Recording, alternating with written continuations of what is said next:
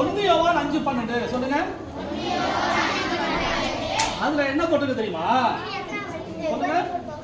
குமாரனை உடையவன் ஜீவனை உடையவன், தேவனுடைய குமாரன் இல்லாதவன் ஜீவன் இல்லாதவன். இதுதான் 1 யோவான் 5:12 சொல்லுங்க. ஏசப்பா நமக்குள்ள இருந்தா நாம எப்படிப்பட்டவர்களா இருப்போம் சொல்லுங்க. ஜீவன் பெற்றவர்கள், உயிர் பெற்றவர்கள்.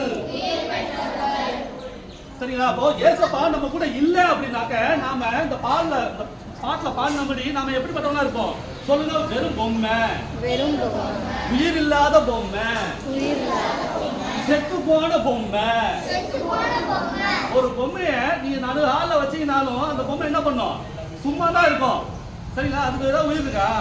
நீங்க ஆட்டினா என்ன பண்ணும்? நம்ம தஞ்சாவூர் பொம்மைய இப்படியே ஆடும் சொல்லுங்க.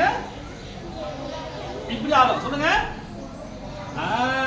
இந்த நாள்ல இருந்து நாம எப்படிப்பட்டவங்களா இருக்க போறோம்? வெறும் பொம்மை மாதிரி இருக்க போறோமா, இல்ல நம்ம இயேசுவை ஏற்றுக்கொண்டு உயிர் பெற்றவங்களா இருக்க போறோமா?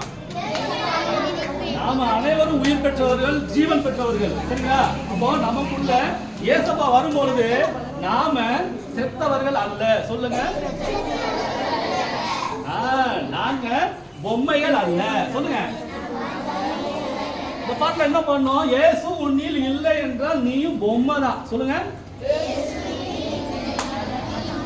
இயேசு உன்னில் உண்டு என்றால் நீயும் உண்மைதான் சொல்லுங்க. இனிமேல் நாம நம்முடைய உள்ளத்துல இனிமே யார் இருக்கணும் சொல்லுங்க. Jesus, Jesus. இயேசு எப்படி நம்மளை நேசிக்கிறாரோ அதே போல நாம என்ன பண்ணணும்? இயேசுப்பாவை நேசிக்கணும் சொல்லுங்க. இப்ப Jesus loves you, Jesus loves you. இயேசுப்பா என்ன பண்றாரு? உன்னை நேசிக்கிறார் சொல்லுங்க. இயேசு உன்னை நேசிக்கிறார் சொல்லுங்க. இயேசு என்னை நேசிக்கிறார். ஆகவே நானும் இயேசுவை நேசிக்கிறேன்.